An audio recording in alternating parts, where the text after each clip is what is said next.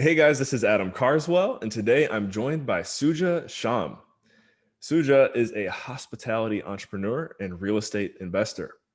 She was born and raised in Los Altos, California, went to Northwestern University for her undergrad, and then Carnegie Mellon for her MBA and master's in public policy. So a lot smarter than me today. You guys will get to see that. She now lives in Portland, Oregon. And just really grateful to have her here on the show. We've got some cool background stories coming up for you guys. But Suja, thank you for coming on Dream Chasers. Do you have any opening remarks for our listeners?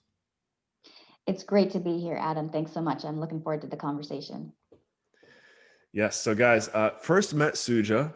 It's crazy because I think with COVID, everything seems like, you know, time has moved quicker, slower. What I'm getting at is Suja and I met last January at the Intelligent Investors Real Estate Conference, but it definitely feels like we've known each other for like 2 or 3 years now. After meeting up at the conference, she was great, followed up. We went to Venice Beach and hung out, and then she ended up moving forward with the mentorship program not too long after that, and have just seen her grow with everyone in our network. You know what? I didn't say the Cash Flow Connections mentorship program is a course that myself and Hunter Thompson, really Hunter, teaches for commercial real estate professionals on really just how to supercharge what they're doing and take it to the next level. So Suja was a part of one of our groups for that, and it's just been amazing to watch her on this journey. She was just on Hunter's podcast as well with Tate Duryea and Mary Wynn, some other great names. So kind of just throwing it all out there, guys. We have a really rock star guest with us here today. So Suja, I'll kind of flip it over to you now to just fill in the blanks on anything that I maybe didn't touch on. Yeah, no, that was great. It's kind of amazing to think that we just met in January when so much has changed and happened since then. We're living in a new world in a lot of ways, and it's been a year of adaptation and growth, and it's really been been a tremendous experience to do the mentorship program alongside so many fine individuals and to grow in that field. And super happy to have met you at the conference, Adam. Yeah. Yeah. So here we go, guys. You know what? Before, gonna pause here real quick. For anyone watching us live on YouTube, we're still working out the kinks here, but we're going to pause because it is now time to step into the next level chamber. All right. So the topic of today's discussion is hospitality hacks, how to win during COVID. And you know what, Suja, we're going to have to ask you to maybe go through your background here a little bit and how you got into hospitality. But I know that, guys, when I first met Suja, one of the biggest things she said was, she achieved financial freedom through the hospitality industry, Airbnb to be specific. So backtrack a little bit here, Suja. Tell us a little bit about your background, and then we're going to get into what you're doing now in this time when it seems like, no one wants to touch hospitality, what you're doing to position yourself to be successful over the next 4 years. Absolutely. So, Adam, I first got interested in real estate really when I was a kid because my dad had three rental properties growing up, and I kind of vaguely was exposed to the world of being a small landlord through him. I understood that it was for our financial future and that it was an investment in time. And also, I would see that he was gone, sometimes in the afternoons, he'd be working on the rentals, and that was not an uncommon thing. So, when I was figuring out what to do with my life and career, I tried a bunch of different things, and I eventually started to fall in love with real estate for many reasons. One, I felt like when you the building blocks of our built environment that humans put in buildings and those define our environment, it affects the landscape of a community for at least 30 years typically. And I felt that that was just a really important component of community development and urban design and living a good life in cities. And after my business school experience, I chose to dive into the finance side of multifamily real estate and affordable housing, and I became an underwriter of affordable multifamily transactions. And I was working for an institutional equity investor, and I was underwriting deals that ranged from $2 million to $60 million across the different organizations that I worked for. I worked on the debt providing side, and I worked for two equity investors. And during that whole process, I I knew that there was a piece of me that was not being fulfilled working for institutional investors. I have an entrepreneurial core in me, really, and it just wasn't being fulfilled within my career in those institutions. And I just knew I had to break out of that. And to make a long story short, one of my companies went through a merger. I ended up taking a break from my career and traveling for 18 months and then kind of having a come to Jesus moment of like, oh my gosh, I need to be an entrepreneur because this is an amazing opportunity for me to not just jump back into another job, but to actually like recapture this part of myself. And so I dove into the world of entrepreneurialism, and I kind of tried a few different things. And eventually I ended up settling. I became an Airbnb host almost by accident. I had a house, and um, I was house hacking. I started house hacking before I really knew what the term meant. So what I did was I had purchased a house in Portland and I was renting rooms to friends, and it was it was great. My house was cash flowing from day one when I purchased it. And when I went to go travel, all I had to do was rent out my room, and the house was still cash flowing. So it was pretty remarkable to have that experience without really having the foresight um, of knowing that I was going to be traveling when I purchased the house. And then when I came back from my travels, I ended up realizing that there was somebody who was living in our basement room, and that person had chosen to just have a hot plate and use the bathroom sink and basically just stay down in the basement. Like she never wanted to come upstairs and share the rest of the house with people. She just wanted to live downstairs. And it Mhm. was this like light bulb moment for me where I'm like, wow, like that's a tiny apartment, And my partner is a general contractor. He helped me build a kitchenette down there and redo the bathroom. We added an egress window. We slowly started making it nicer. And I threw it on Airbnb kind of just like as a temporary strategy to before I found another tenant. And then it turned out the money was so consistent and so good that I just kept making it nicer and improving the guest experience and just realizing how consistent and good the income was. Of course, it is seasonal, but it was very good, consistent income, reliable, steady income. And I liked it so much that I started just adding more Airbnb units basically to my portfolio. We could talk more about that, but that's kind of how I got Okay. started in Airbnb. I went from 1 to 2 to 3 to 7, and that's how I reached financial independence.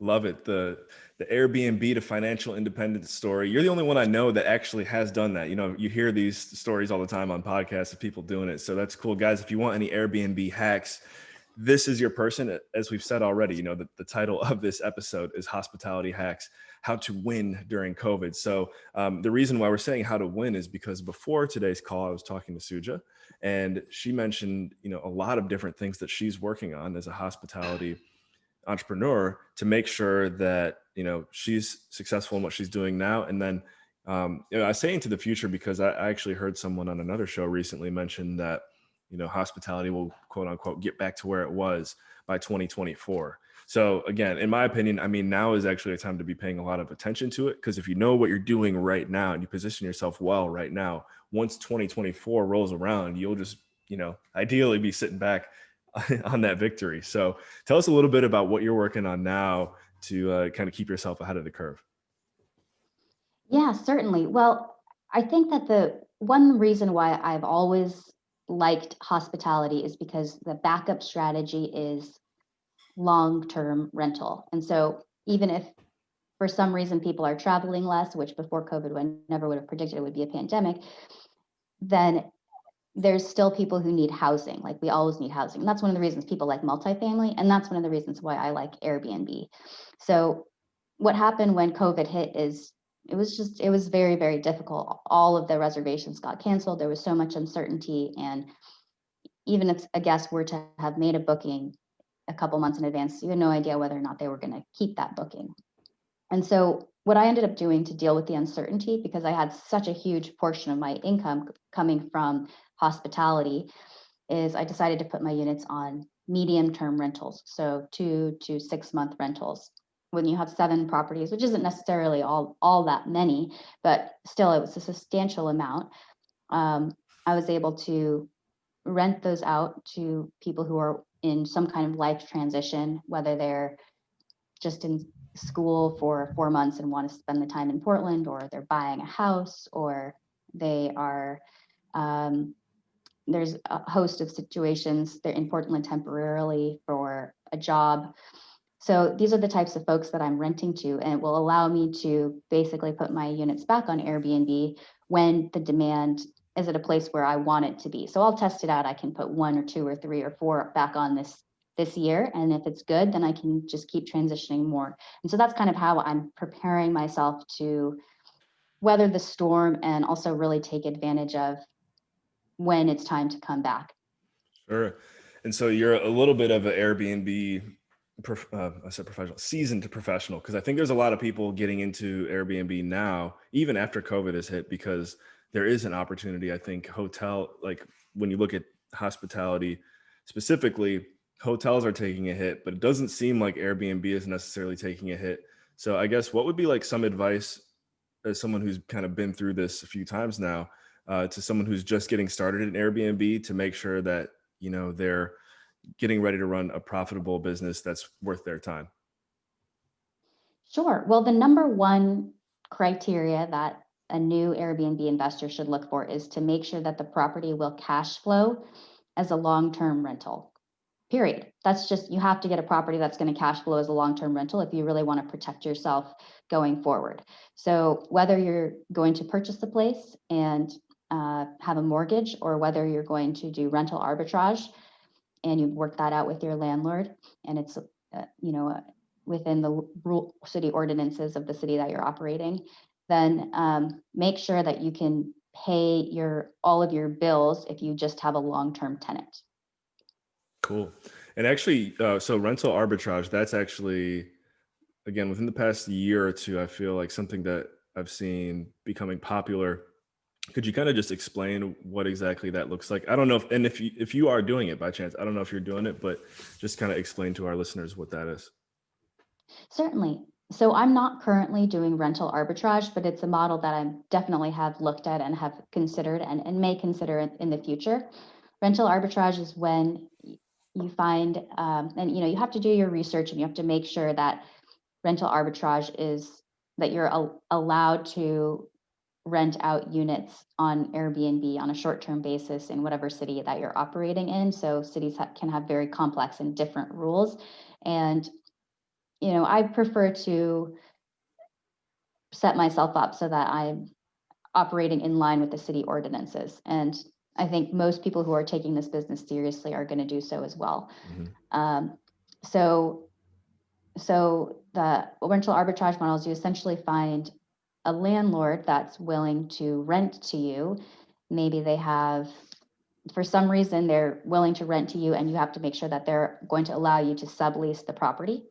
And you want to be completely above board with your landlord, because it's a lot of time and money that you're investing into the space. And if they're not cool with it, or if it's not legal or something, then it's probably not, it might not work out for you in the long run. So make sure that you're upfront with them. There's ways to talk to them, and lots of people are teaching about how to talk to landlords when you're trying to set these leases up. And so essentially what you're doing is you're adding a service on top of it. So landlords, when you're just renting on a long-term basis, you don't offer as many services, right? You hand over the keys, you make sure that everything's working, and you don't have as much overhead. Whereas with Airbnb, you got to make sure that the place is cleaned, kept and tidy, and everything that needs to be stocked is stocked. There's a lot more services that you're adding onto it. And so you can charge, and you're also offering, it's like when you buy a water bottle at a vending machine, it costs $1.25. But if you were to buy it in a 24 pack at Costco or something, it would cost like maybe 50 cents. Right. And so it's the Right. same idea with rental arbitrage, where you're able to charge more because you're offering the convenience for somebody to come and stay somewhere for just 3 days or whatever it may be. Cool. Yeah. Thanks for explaining that. And again, something to look into, guys. I highly recommend just double checking, and what's the word? I want to say fact checking, because I know Sue just spitting the truth, but just look into everything she's shared so far. I think there's a lot of opportunity lying there for anyone who's interested in creating a new stream of income in their life. Um, So you mentioned before our call that you're working on sounds like a boutique hotel type of project, or some type of hotel project, which sounds really interesting. And again, I want to hear kind of your take on why you're excited about it, because I think, again, to the naked eye, average investor, they probably would just overlook the opportunity that you're getting into right now. Yeah, certainly. So I had 3 Airbnb units at one point, and I wanted to kind of purchase another piece of real estate. And I love the Airbnb model so much that this is in 2018, where I wanted to find ideally a property that I could do more Airbnb with. And so the first thing that I was looking for, so I spent, about 9 months looking for a property to buy.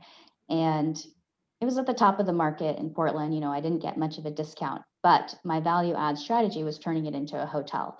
And so what I was looking for any property that was in a commercial zone in the city of Portland, because if the property is in a commercial zone, then you have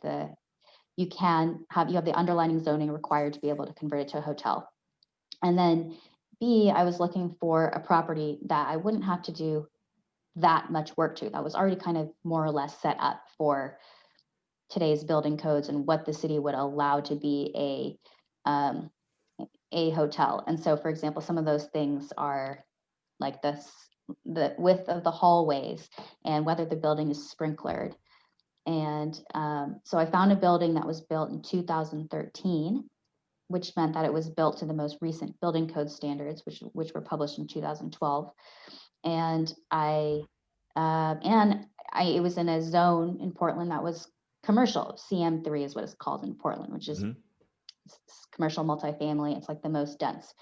So it was pretty much perfect for what I wanted to do. And there were still some unknowns, as you know, and as Hunter will speak to, whenever you get into any kind of development project or you need to change the use, even if you have the underlying zoning, it can still be, there's still a lot of unknowns. And I was hoping to minimize the amount of unknowns that I had when I purchased this building, and I think I did, but I did still have to go through a pretty long process in order to actually get the official legislative or the official legal designation as a hotel. And so I've had to go hire an architect and go to the city and go back to the city and negotiate with the city and try to get them to, make me do less than what they wanted me to do. And eventually, finally, we settled on, I did have to kind of build 2 staircases and whatnot. And, I always kind of looked at it with the payback period in mind. So when I thought about how much it was going to cost, I just decided, okay, well, if it's under a, it's the most it's going to be is a 2-year payback, where the profits that I generate from the hotel it'll take me at most 2 years to pay back those costs. And then it's just going to be straight cash flow after that. Um, so I that's kind of how I just gauged whether or not I thought that it was worth going forward with. And there were a lot of decisions along the way, like maybe I'll just convert 2 units instead of 4 to like the hotel use. And um, anyway, so that's a little bit about that most recent development project. And I think it's going to be 100% worth it because regulation is now happening in Portland starting in 2020. The city required Airbnb to share data with them so that they could enforce their regulations. And so up until now, there have been, say, 7,000 short-term rental units in the city of Portland, and 4,000 of those are not technically legal. Like they're not technically legal in that they're not compliant with the city of Portland's ordinances. And Mm. so, now that regulation's kicking in, I'll have my hotel, which will be a total legal Airbnb unit. And that will, there'll be increased demand for places like mine. So I feel like it's worth it. Yeah. Yeah. Wow. So I mean, anyone who wants to kind of replicate what you've just done, they might have to look for another city. You were definitely ahead of the curve, right? Do you think there's other opportunities like that in Portland now, or now that the law is kind of in place, you would Oh, have to, there are definitely opportunities. I mean, you hear all the time about it. The key is looking for the underlying zoning and then looking for, so I know that there is definitely a market for folks who are buying single family houses in Portland that are in a commercial zone. And it is possible to convert those to Airbnb units. You just, every house is going to be different, and you don't exactly know what you're getting into. So that's kind of part of being an entrepreneur, is that you got to balance, like, There's how always much of a risk. risk are you Yeah. willing to take? Yeah. And, the bottom line for me when I purchased this property and I wasn't sure about it was, I was like, well, it's a new building in the center of the city. And even if I'm not buying it at a discount right now, I still will, it's still going to be a good investment. I can still refinance in a few years. And as a long-term rental, it's still going to be at least a decent investment. It's not going to be like a headache of an investment. It'll Mm. be kind of like I bought like a class A institutional grade property. And that was, I was just fine with that. Yeah. So No, that's good. I think, and as you said, the key is looking for the underlying zoning, right? yeah, That that's goes the for any first key. jurisdiction, right? That's the first key. Yes. Cool. Well, guys, if you want to, reach out to Suja, and if anything you've heard so far today is of interest to you, I highly recommend reaching out to Suja. She's going to know what she's talking about more than I am. I'm the messenger today. So, but yeah, this has been awesome. Definitely a topic that I don't think we've really covered yet on Dream Chasers. So happy to have you come on and share with us, Suja. Before we close it out, was there anything else going on in your world right now that maybe you wanted to touch on today, or maybe something that we left out of the interview that you think was important? Oh yeah, certainly. Well, Airbnb and hospitality is near and dear to my heart, as you know, because that's how I reached financial independence. All the while that I was building that business, I knew that I wanted to diversify out of hospitality, because as much as I love it, I also know that it's somewhat contingent upon how the economy is doing. And I wanted to add more recession resistant real estate to my portfolio, and also provide those kinds of investing opportunities to my friends and family and people in my network. And so that's why I got connected up with Hunter. And that's one of my focuses right now at this time, is finding recession resistant investments that I'm excited to put my own money into it, and excited to invite my friends and family to put their money into it. And so we're working on, and we did a self-storage fund earlier this year, and we're working on an ATM fund and a mobile home park fund coming up. So there's a lot on the table that I think I still love hospitality, and I also consider it to be I'm excited to diversify, so that's not the only thing in my portfolio. Right. Thank you for pointing that out. And also, if anyone listening today potentially wants to invest with you, or, reach out, we'll get that now. What would be the single one best way to follow up and get in touch with you? Yeah, certainly. So the best way to get in touch with me is to email me, and we can put that in the show notes, but just to spell it out, it's Sujata at lux-cap.com, as in Lux Capital. So Sujat as in Timothy, at LUXE-CAP as in Peter.com. Boom. There you guys go. And yeah, I'm assuming on luxcap.com, for example, the other asset classes that you just mentioned, is there information there about potentially investing with you? Yeah, there's definitely information on the site so far, but the best way to learn about um, is to get on my email list. And so if you can just send me an email, I'm happy to hook you up and start sending you some of our information about the deals we have and our newsletter. Well said. All right, perfect. Thanks. Oh, and one more thing. How could I forget, Suja? Need you to give a shout out to someone you've never given a shout out to before. Yeah, well, I was wanting to give a shout out to my economics professor from Northwestern University. That's Mark Whitty. And just going back and talking about my story, I just really am grateful for the many conversations I had with Mark Whitty, who was just always so patient and so willing to offer his guidance to any student that approached him. And I've just remembered some of those conversations to this day as conversations that continue to influence how I make decisions about my life going forward. So thank you, Mark. You were instrumental in helping me understand how to put together the pieces of my life. Boom. Thank you, Mark. You heard the life story here today. You're a big part of it. So thank you for your guidance with Suja, and hope that you get to check out Dream Chasers. Subscribe to us. We'd be honored to have Mark Whitty as a listener. So, all right. Well, Suja, now we are here finally at the end. One more time. Any closing remarks for our listeners here today? Just thanks so much, Adam, for the conversation. It was great to talk about something that's so near and dear to my heart. One of my first journeys as an entrepreneur, and super happy to get in touch with anybody who wants to talk about hospitality or passive recession-resistant real estate investing. There you go, So guys. feel free to reach out. Thank you, everyone. All right. Thank you for tuning in to Dream Chasers, Interviews with the Future. We will catch you in the next episode. Remember, in all you think, say, and do, take it to the next level.